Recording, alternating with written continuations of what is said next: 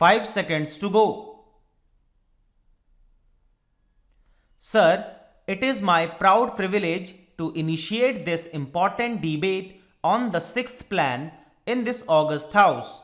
Although I have been in charge of the Ministry of Planning only for a few days, I have had the opportunity, along with my colleagues in the cabinet, of considering the plan in its various aspects, and I shall try to present before you the salient features of the plan in the perspective of government's general overall economic objectives.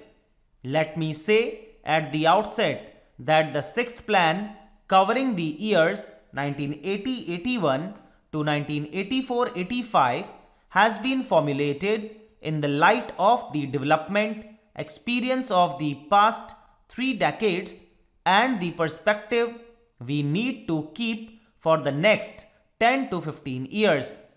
The country's performance in the past has yielded very valuable lessons, and we must adapt our strategy of development in the light of this experience. The initial conditions from which the plan had to commence were far from favorable. 1979-80 was a drought year during which agricultural production slumped. There was a sharp rise in prices which continued during 1980-81, and many weaknesses appeared in the basic infrastructure of coal, transport and power, which in turn had adverse consequences for industrial growth. Internationally, we faced a sharp rise in prices of petroleum and other imports, while recessionary conditions in the industrialized world held out a threat for our exports. In a situation such as this, it was not easy for the government and the Planning Commission to chart the course of the country for the next 5, 10 or 15 years, which would be bold or definitive. At the same time, the problems facing the country are so acute that solutions brook no delay.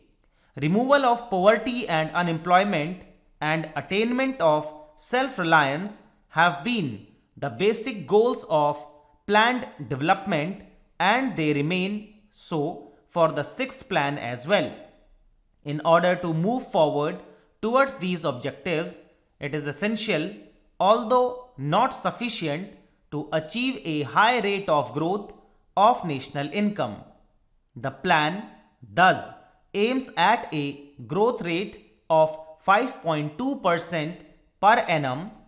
This is not an ambition target, especially since 1979-80 was year of low output, but it still requires assiduous efforts to utilize excess capacity in the system and so build new productive capacities in industry as well as agriculture, in power and in transport, so as to sustain the momentum of development in the years to come beyond the present plan period.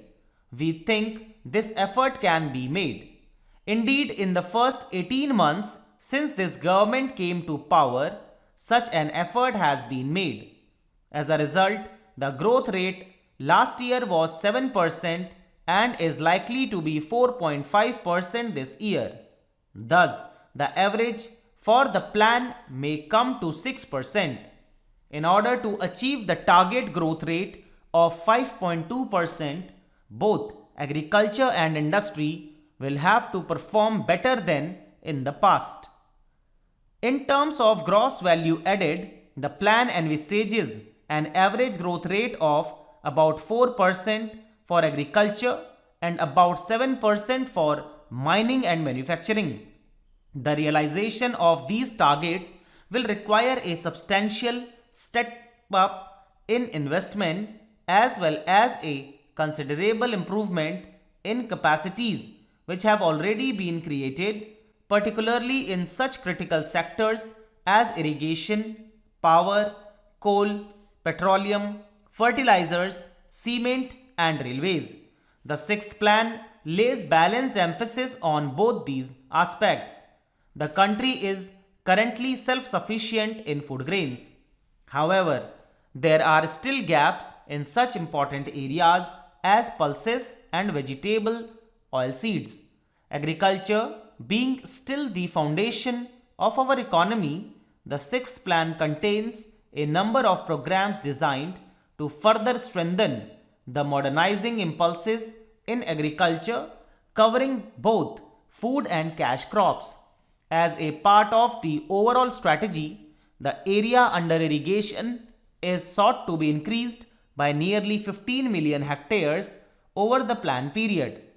The consumption of chemical fertilizers is expected to go up from 5 million tons of nutrients in 1979-80 to 9 million tons in 1984-85. The institutional credit for agriculture and rural development will be more than doubled over the plan period. The newly planned National Bank for Agriculture and Rural Development will act as a powerful agent for overcoming the weaknesses of the credit delivery systems, particularly in meeting the credit needs of small and marginal farmers and rural artisans.